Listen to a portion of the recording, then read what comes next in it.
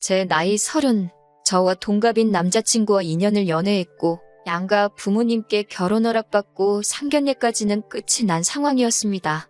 결혼 준비는 시작을 했지만 날짜는 아직 잡지 않았어요. 대신 웨딩 플래너 구해서 기본적인 건 다 알아본 상황이고요. 서로 경제적으로 여유가 있는 편은 아니지만 그래도 할 건 다 한다고 약혼식에 약혼 반지까지 받은 상황이었습니다. 나이도 같고 서로 사회생활 시작한 기간도 비슷해요. 심지어 둘이 버는 돈까지도 비슷하고요. 그 외에도 여러 공통점이 많았는데 그래도 성격적으로 맞고 연애하는 동안 좋은 모습만이 보여줬으니 결혼까지 결심하게 되었습니다. 2년이면 서로를 알아가기에는 충분한 시간이라고 생각했는데 정말 사람은 알다가도 모르겠네요. 저희 부모님은 서울에서 그리 멀지 않은 지방광역시에 거주하고 계십니다. 두 분 다 아직 50대 중반이시고 다 늙어서 자식들한테 손 벌리고 싶지 않으시다며 아직도 두 분 다 경제활동을 하고 계세요. 어머님은 사무실 나가시고 아버지는 택시 운전하고 계시고요. 남자친구 회사가 저희 부모님 살고 계신 지역에 지사가 있어서 그 지역으로 출장이 잦은 편이에요. 연애하는 동안 한 번도 몰랐던 사실을 얼마 전에 알게 되었습니다. 그동안 남자친구가 저희 부모님 살고 계신 지역으로 출장을 갈 때마다 저희 아버지한테 따로 연락해서 같이 식사도 하고 그랬다는 겁니다. 저한테 한 번도 티낸 적 없었고 아버지도 무뚝뚝하신 분이라서 어머니나 저한테 따로 말해준 적도 없어서 전혀 알 길이 없었어요. 솔직히 남자친구가 동갑이라 조금 철부지 같아 보인다는 생각을 받았는데 이런 의외의 사실에 적잖이 감동했어요. 그게 쉬운 일은 아니잖아요? 며느리가 시댁에 먼저 연락하고 안부 전화 드리고 하는 건 많지만 사위가 처가에 먼저 연락하고 시키지도 않았는데 장인어른만 따로 불러내 식사하고 그러는 경우는 드물잖아요. 저도 예비시모 불편해서 먼저 연락하거나 한 적 없는데 남자친구의 그런 의외의 속 깊은 면에 적잖이 감동하게 되었습니다. 아버지랑 친하신 택시 하시는 분이 놀러와서 저희 집 사위 잘 본 것 같다고 자랑처럼 늘어놓으시면서 이 사실을 저를 포함해서 어머니도 알게 되었어요. 비록 남자친구가 샀다는 그 식사가 동네에 있는 허름한 기사식당이긴 했지만 출장 가서 일 보는 것도 정신없고 힘들 텐데 일부러 시간도 내고 신경 쓰고 있다는 사실 하나만 가지고도 충분히 감동할 만한 일이었죠. 백밥 먹은 게 끝내 아쉽기는 했지만 그 상황도 이해가 갔습니다. 저희도 결혼 앞두고 한 푼이라도 더 모아보겠다고 돈을 엄청 아끼고 있는 상황이었거든요. 하루는 저희 어머니한테서 연락이 왔어요.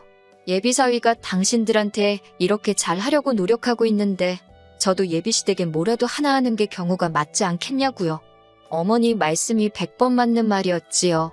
남자친구 속 깊다, 대단하다 말은 하고 있지만 저는 그 사실을 알게 된 후에도 여전히 예비시모인 어머님이 어려웠고 먼저 연락드리는 건 엄두도 못 내고 있었거든요. 막상 제가 개인적으로 어머님한테 연락을 드려서 같이 식사하자고 말을 하려니 도무지 입이 떨어지지가 않았어요. 남자친구는 잘하고 있는데 저는 왜 이 모양인가 싶을 정도였어요. 해도 도무지 어머님하고 같이 식사하고 싶다는 말이 나오지 않으니 남자친구를 만났을 때 저한테 대신 전해달라는 식으로 부탁을 하게 되었습니다. 남자친구는 갑자기 어머니랑 식사는 왜 하려고 하느냐며 놀라더라고요. 그래서 제가 남자친구가 출장 갈 때마다 아버지 만나 식사하고 연락드리고 하는 거 다 알고 있다고. 고마워서 보답을 하고 싶은데 도무지 내가 먼저 연락드리기는 어려우니 대신 좀 부탁한다고 말을 꺼냈지요. 그런데 남자친구는 다른 것보다 표정에 당황한 기색이 역력했어요. 저한테 아버님이 자기랑 식사하고 있다는 사실을 먼저 말을 하셨느냐고 질문부터 하더라고요. 그건 아니고 어쩌다 알게 되었다 알려줬습니다. 그런데 왜 저러나 싶더라고요. 칭찬받은 일에 당황을 하고 있으니 말입니다. 그냥 그게 멋졌고 부끄러워서 그러는 건가 싶었어요. 그런데 남자친구는 마치 저한테 확인이라도 받으려는 듯 아버지가 따로 말한 건 없었느냐며 계속해서 물어왔어요. 왜 저러는가 싶었는데 그때는 남자친구가 제가 어머님과 단둘이 만나는 게 불편한가 하는 생각이 들었습니다. 혹시 불편해서 그러는 거냐? 그러면 어머님하고 식사는 따로 안 하겠다 그렇게 말을 했더니 남자친구는 제 반응을 살피면서 그런 건 아니고 하면서 말끝을 흐렸습니다. 너가 우리 집에 잘하니 나도 너네 부모님께 잘하고 싶어서 그러는 거다. 몇 번을 이야기한 끝에야 남자친구는 어머님한테 연락을 해서 약속 시간을 잡아줬어요. 이후 제가 어머님하고 만났을 때 어머님이 아주 보통이 아닌 분이라는 걸 느꼈거든요. 그래서 남자친구가 이때 저한테 어머님을 결혼 전에 겪어보게 하고 싶지 않아서 그랬던 거라고 생각을 했습니다. 그리고 솔직히 그때까지도 남자친구가 단지 어머님을 저 혼자 만나는 걸 불편해했던 사실이 이후 제가 어머님하고 만나서 어머님이 제게 보여준 모습 때문에 그랬던 거라고 생각을 했었어요. 아직 예비 시모인 어머님을 제대로 겪어본 적은 없었거든요. 어머님하고 식사한 날에 이게 맞나 하는 생각까지 들 정도로 그 자리는 저한테 조금 충격적으로 다가왔습니다. 식사를 하기로 한 날에 어머님과 만나기로 한 강남역 근처에 있는 카페로 갔어요. 시간 약속 잘 지키는 사람이란 걸 보여드리기 위해 약속 시간보다 20분 먼저 장소에 도착했거든요. 그런데 어머님은 약속 장소에 1시간이 지나서야 도착을 했습니다. 둘이서 만나는 걸로 알고 있었는데 저한테는 사전에 말도 없이 예비 신우들을 데리고 오셨습니다. 남자친구랑은 터울이 좀 있고 둘이서는 연년생으로 대학생이에요. 연애하면서 남자친구가 동생 이야기는 거의 하지 않았고 실제로 봤을 때도 낯을 가리는 건지 오빠가 어려운 건지 거리두고 있어서 그냥 안 친한가 보다 생각을 했었거든요. 그런데 말도 없이 예비 신우 둘을 끌고 오니 조금 당황스럽기도 했습니다. 지각한 건 생각도 나지 않았어요. 어머님도 혹시 며느리 되는 내가 불편해서 그랬겠지 하고 깊게 생각하지 않으려 했습니다. 어머님께서도 오래 기다렸느냐면서 저한테 곧장 미안하다는 말을 하셨고요. 늦은 이유가 예비 신우들이 저 만난다고 예쁘게 꾸미고 오느라고 화장 고치고 옷 갈아입고 하다 보니까 생각보다 시간이 더 걸렸다고 하시더군요. 신우들 철없는 게 어머님 잘못은 아니니 그냥 그러려니 하고 말았어요. 식사를 하기로 미리 정해져 있던 거였으니 저도 시간 맞춰 나온다고 점심 식사를 따로 하지 않고 나왔습니다. 원래는 어머님하고 어색한 것도 있고 좀 친해져 볼 요량으로 대화 좀 하다 가려고 카페에서 선약을 잡았던 거거든요. 그런데 시간이 너무나 늦어버렸으니 그냥 곧바로 식사하러 가시겠냐고 물어봤지요. 그런데 어머님은 예비 신우들과 집에서 식사를 대충 하고 나오셨다는 거예요. 같이 식사하기로 한 약속이었는데 벌써 밥을 드시고 오셨다니 무슨 생각으로 그러셨나 했는데 제가 밥을 산다고 해서 예비 신우들이 괜찮은 곳을 알고 있다며 뭐 먹을지를 정해서 예약을 해놓았다고 하더라고요. 지금은 가봐야 브레이크 타임이라 열지도 않았을 거고 2시간은 더 기다려야 하니 그냥 딴 데 가지 말고 여기서 있다가 시간 되면 일어나서 가자고 하더라고요. 일정을 마음대로 하실 거였으면 애초에 저한테 미리 말해줬으면 좋았겠다 싶은 생각도 들었어요. 보아하니 식사 시간까지 한참 남았으니 일부러 천천히 준비해서 약속된 시간보다 늦게 나온 게 아닐까 하는 생각도 들더라고요. 예약 시간 기다리면서 카페에서 보낸 2시간은 정말이지 최악이었습니다. 빈속으로 저녁 시간 될 때까지 버티는 것도 고역이었지만 그래도 카페다 보니 간단한 음료수나 요깃거리가 있어서 버티는데 어려운 점은 없었어요. 그런데 저는 마치 꺼다 놓은 보릿자루, 그 이상도 그 이하도 아니더라고요. 어머님은 예비 신우들하고 수다 떠느라고 저는 신경도 쓰지 않고 있었어요. 어린 예비 신우들이 그 자리에서 저를 챙겨줄 거라고는 기대도 안 했지만 조금 너무하다도 싶었습니다. 일부러 제가 모르는 이야기만 골라서 하는 건지는 모르겠는데 그렇다고 예비 시모 앞에서 핸드폰 꺼내서 딴짓하고 있기도 그렇고 예비 신우들 대화에 끼려고 하니 도통 무슨 주제로 대화를 하는지도 모르겠고 아는 거 하나 나와서 아는 척이라도 하면 예비 신우들은 아직도 낯을 가리는 건지 그 주제로는 더 이상 대화를 하지 않고 그대로 대화가 뚝 끊겨버리고 거기까지야 물과 기름처럼 섞일 수 없다는 신우와 며느리의 숙명이라 생각하고 그냥 넘어갈 수 있었지요. 어머님도 며느리랑 둘이 있으면 부담스럽고 불편할 테니 딸들 데리고 나왔겠거니 싶었고요. 아무튼 그런 고행의 시간도 지나게 되어 드디어 식사를 위해 예비 신우들이 예약해뒀다는 장소로 자리를 옮기게 되었습니다. 그런데 식사 장소라고 도착한 곳이 강남에 있는 고급 오마카세 일식집이었어요. 가격을 보니 웃음도 안 나오더군요. 1인당 24만 원이라는 말도 안 되는 가격이었습니다. 이런 좋은 곳 와서 술이 빠지면 쓰냐고 술 한 병까지 추가하는 바람에 계산할 때 보니 110만 원이라는 거금을 내게 되었어요. 돈값을 하기는 했어요. 정말 잘 나오긴 하더라고요. 남자친구한테 청혼받으면서도 이렇게 비싼 밥을 먹어본 적은 없습니다. 어차피 제가 사기로 했던 거 눈물을 머금고 계산을 하기는 했지만 그래도 제 한 달 생활비보다 큰 돈을 음식점에서 계산을 하게 될 거라고는 상상도 하지 못했어요. 예비 신우 2명은 음식 나올 때마다 소리를 빽빽 지르면서 음식을 입으로 넣지는 않고 핸드폰 사진 안에 담는다고 이 각도에서 사진 찍고 저 각도에서 사진 찍고 난리도 아니더라고요. 비싼 가격답게 한 타임에 가게 안으로 10명 이상 들어올 수 없는 곳이긴 했는데 그래도 다른 손님들도 있는데 자기들끼리 신나서 다른 사람들이 눈치 주는 게 제가 다 느껴질 정도였네요. 좋은 마음으로 만든 자리였고 남자친구가 아버지한테 했던 걸 보답하기 위해 마련한 자리였지만 당장 남자친구는 아버지 식사 대접한다고 기사식당 데려갔던 것 치고는 조금 과했던 게 아닌가 생각이 들었습니다. 만약에 어머님만 나오셨었더라면 이 돈을 내는 게 그렇게 아깝다거나 이 상황이 뭔가 싶거나 하지는 않았을 거예요. 집에 돌아와서 저희 어머니한테 그날 있었던 일을 말했더니 어머니도 놀라서 말을 잇지 못하시더라고요.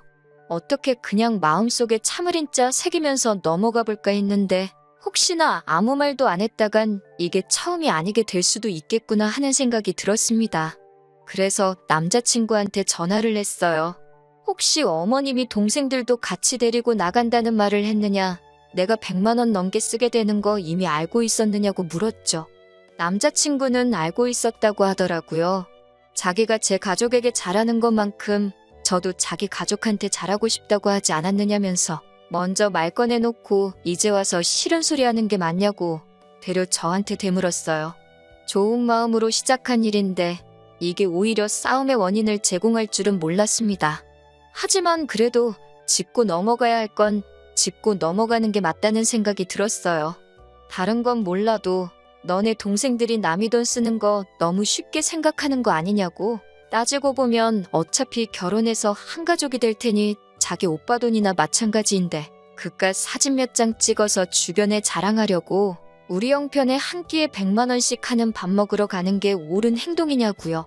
남자친구는 아무 대답도 못하다가 기어이 만능 치트키를 쓰더군요. 너 지금 우리 엄마한테 돈 쓴 게 아까워서 그러는 거냐고요. 제가 돈 몇 푼에 치사하게 구는 사람으로 만드는 거였어요. 좋은 마음으로 한 거면 그냥 좋게 끝내면 되지. 돈까지 다 내고 나서 그러는 건 또 뭐냐고 저를 쪼잔한 사람으로 만들더라고요. 당장 자기도 출장 가서 식비 나오는 거 편의점 도시락으로 때우고 돈을 남겨올 수도 있고 아니면 먹고 싶은 거 사 먹을 수도 있는데 자기는 그거 저희 아버지한테 쓴 게 하나도 아깝지 않았다고 하는 겁니다. 당연하겠지요. 백반 한 끼 둘이서 먹는다고 해봐야 저희 부모님 사는 지역에서 아무리 비싸도 10,000원이면 해결하거든요.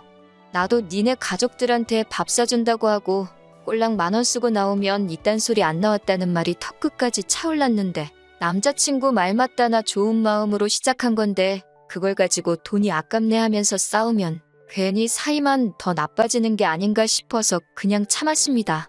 하지만 속으로 더는 먼저 제가 뭐 해주겠다, 사주겠다는 말은 하지 말아야지 하는 결심을 했어요.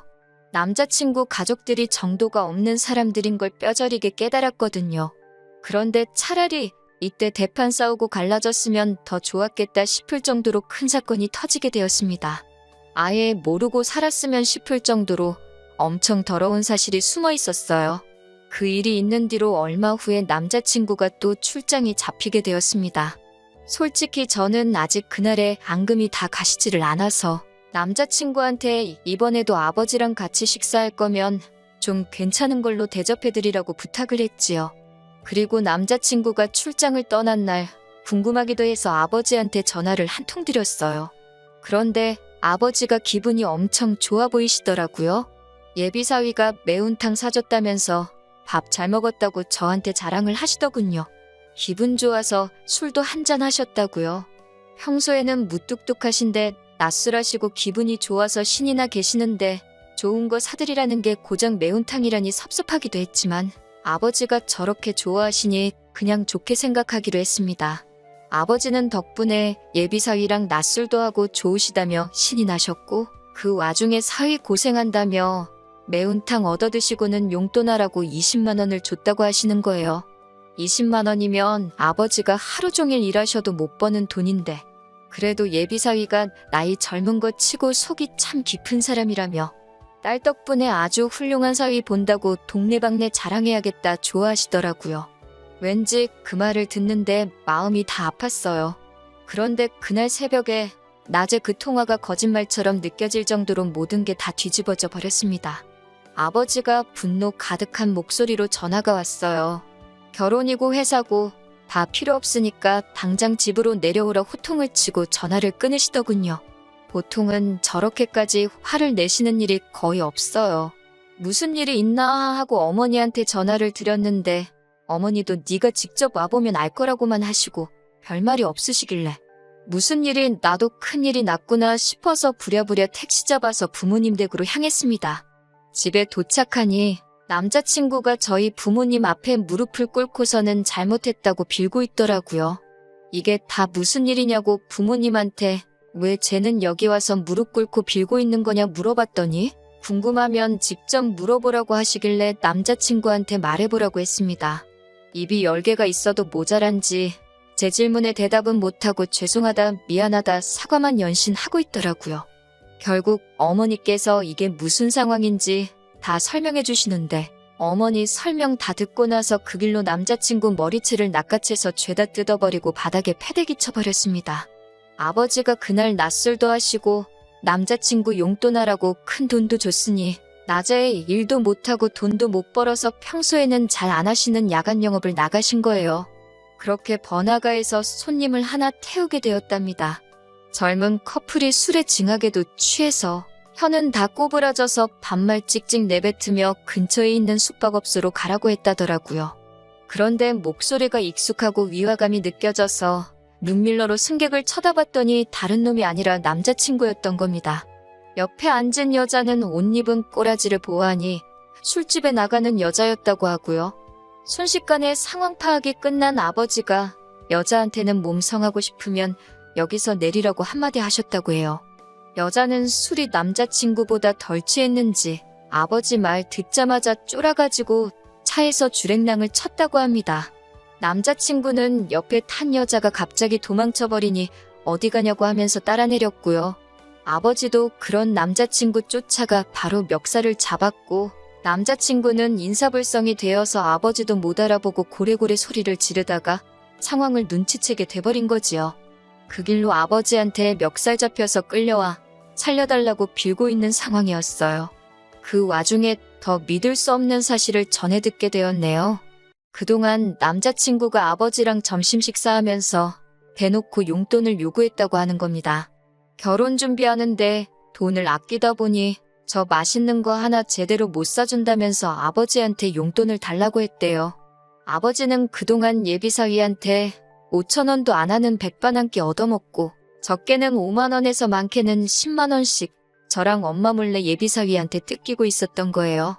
남자친구는 아버지한테 받은 그 돈을 가지고 출장 끝나고 같이 출장 나온 직장 동료랑 해서 술집 가서 여자 부르고 유흥하는데 홀랑 탕진해버리고 그랬던 거고요. 모르긴 몰라도 그러는 와중에 지 돈도 홀랑 써버렸겠지요. 아버지는 그 와중에도 남자친구가 아버지한테 용돈 받은 거 체면 운운하면서 비밀로 좀 해달라고 했던 남자친구 부탁에 비밀 지켜주시며 끝까지 아무 말도 안 하고 계셨던 거였고 이렇게 뒤통수를 세게 맞았던 것이었죠. 생각해보니 남자친구도 자기가 출장 가서 예비장인이라고 같이 식사도 하고 평소 성격이면 그걸 가지고 저한테 생색을 내도 12번은 더 냈을 텐데 아무 말 없이 있었던 게 저렇게 찔리는 구석이 있었기 때문이었던 겁니다. 그러니까 처음에 제가 고맙다고 아버지한테 먼저 연락도 하고 같이 식사도 하는 것 참 속 깊은 사람이다 했을 때도 저한테 뭐라도 알아내려는 듯 꼬치꼬치 캐물은 게 제가 어디까지 알고 있나. 아버지한테 용돈 뜯어내고 있는 것도 알고 있나 떠보려고 그랬던 거라는 생각이 들더라고요. 다른 건 몰라도 결혼 약속한 상대방 두고 술집 다니면서 여자한테 돈 쓰고 그러는 놈하고 결혼하는 건 제가 머리에 총 맞은 것도 아니고 무슨 일이 있어도 용서해 줄 만한 상황이 아닌 거라는 건 누구보다 제가 제일 잘 알고 있었어요. 심지어 그 유흥비 또한 예비장인어른 얼마 벌지도 못하는 푼돈 뜯어서 다닌 거였으니 말 다 했지요. 그런데 무엇보다 지 가족만 소중한 이기적인지 엄마랑 개념도 없고 염치도 밥 말아먹은 저 자식 동생들에게 100만 원이나 써버린 저한테 내 가족한테 돈 쓰는 게 아깝냐고 따져묻던 개꼬라지가 생각이 나서 참을 수가 없더라고요. 여태껏 아버지한테 받아간 돈부터 포함해서 네 여동생들인 나한테 빌부터 뜯어먹은 돈까지 다 뱉어내라고 했습니다. 결혼은 당연히 물 건너갔다고 말했고요. 그나마 네 엄마가 먹은 건 우리 아버지 여태 백반값 계산해준 게 기특해서 그걸로 봐주겠다고 했죠. 뭐 그 돈이라고 해서 다 합쳐봐야 200만 원도 안 되는 푼돈이겠지만 머리채 몇 번 쥐어뜯은 걸로 끝내기에는 평생 두고두고 후회할 것 같은 생각이 들어서 어떻게든 돈이라도 받아내려고 했던 거예요. 그런데 남자친구는 이미 자포자기를 한 건지 어차피 결혼은 물 건너갔구나 그렇게 생각을 한 건지 헤어지면 헤어지는 거지 뭘 돈까지 내놓으라고 그러냐고 배째라고 그러더군요. 차라리 자기를 기분 풀릴 때까지 때리라는 겁니다. 몇 대 때리는 걸로 기분이 나아지겠나요? 아버지가 어디 한번 맞아보라고 어디서 골프채를 들고 나오셨는데 그런 걸로 사람 때렸다간 죽겠다 싶어서 어머니랑 아버지 말린다고 아주 혼났습니다. 그렇게 파혼을 하게 되었네요. 남자가 사회생활 하다 보면 그런 일 할 수도 있다고 무마해주기엔 사건이 사건이다 보니 뭐 더 생각할 것도 없다 싶어서 파혼을 했지요. 더 연락도 하기 싫어서 돈 받아내는 것도 생각도 안 하고 있었습니다. 그런데 저희 아버지 앞으로 고소장이 날라왔더군요. 남자친구였어요. 저희 아버지를 폭행으로 고소한다고. 한번 진흙탕 싸움으로 가자고 끝까지 구질구질하게 나오더라고요. 잘못은 남자친구가 하긴 했지만 저도 머리채 쥐어뜯어 놓은 것도 있고 아버지가 화를 못 참아서 몸싸움이 있던 것도 사실이니까요. 그렇다고 당하고만은 있을 수가 없어서 변호사 선임하려고 찾아갔는데 변호사님이 정황을 듣더니 결혼을 전제로 약혼식까지 다 올린 상황에 남자친구가 저희 가족들을 기망한 거나 마찬가지니 그걸 가지고 고소를 할 수 있다는 소식을 전해주더군요. 그러던 와중에 남자친구가 기분 풀릴 때까지 때리라고 했던 그 발언이 저희 어머니께서 저 도착하고부터 혹시나 남자친구가 정신이 횟가닥 나가서 뭔 짓을 할지 모르니 어머니께서 그 상황을 핸드폰으로 다 녹음을 하고 있었다고 해요. 고소장을 뒤집어 버릴 수 있는 결정적인 증거까지 있는 상황이었으니 결국에는 남자친구가 아버지께 받아간 돈부터 예비 신우들 허세 부린다고 비싼 밥 먹은 그 돈까지 받아낼 생각도 없었는데 그걸 포함해서 위자료까지 뜯어내게 되었네요. 아버지 상해죄로 고소한 것 또한 허위사실을 증명해서 무죄가 되었고 남자친구 괘씸죄로다가 무고죄로 역고소를 할까도 생각해봤는데 변호사님이 하는 말이 긴 싸움이 될 수도 있고 원하는 결과가 나오지 않을 수도 있다고 하시기에 합의금으로 돈 더 뜯어내고 사건은 그냥 넘어갔습니다. 그 과정에서 남자친구는 그나마 다니던 직장에서 잘리게 되었으니 이 정도면 충분했다는 생각도 들었어요. 정말 사람이라는 건 겪어보기 전까지는 어떤 사람인지 알 방법이 없네요. 하지만 결혼을 준비하는 과정에서 이 사람의 본질을 알게 된 게 천만다행이라고 생각합니다.